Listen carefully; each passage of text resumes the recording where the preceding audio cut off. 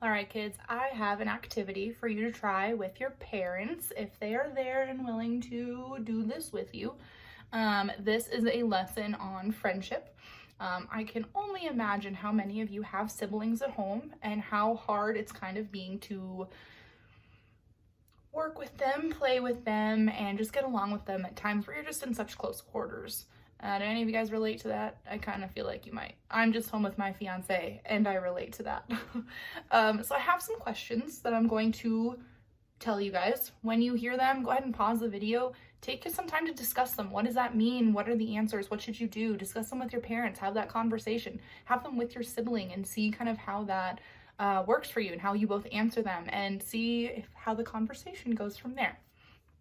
So number one, a friend teases you when you say you don't want to do something that they want to do. What should you do in this situation?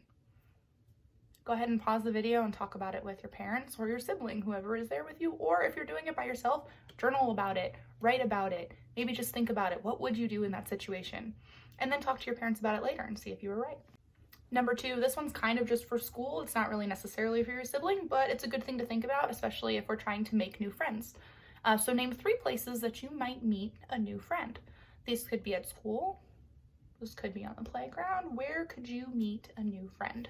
3 places. What can you do if you and your friend can't decide on what movie to watch? When I say friend, it could also be sibling. You're probably watching a lot of movies right now. What could you do if you can't decide on which movie to watch? This might also be a situation more for school, but it's good to have these conversations so that when we get back to school, you can use these. So Chloe was standing up for a friend who was getting made fun of and gossiped about by another friend. Was Chloe doing the right thing?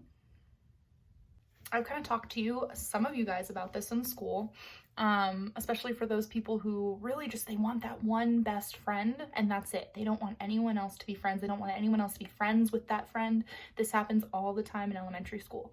So why do you think it might be important to have more than one friend and to make new friends?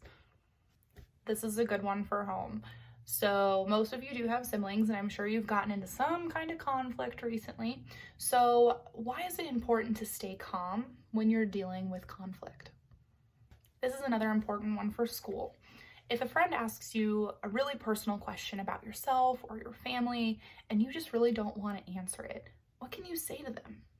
Because you don't have to answer. A lot of people think that they do. Just because somebody asks you a question does not mean you have to answer. So what could you say instead of answering that question?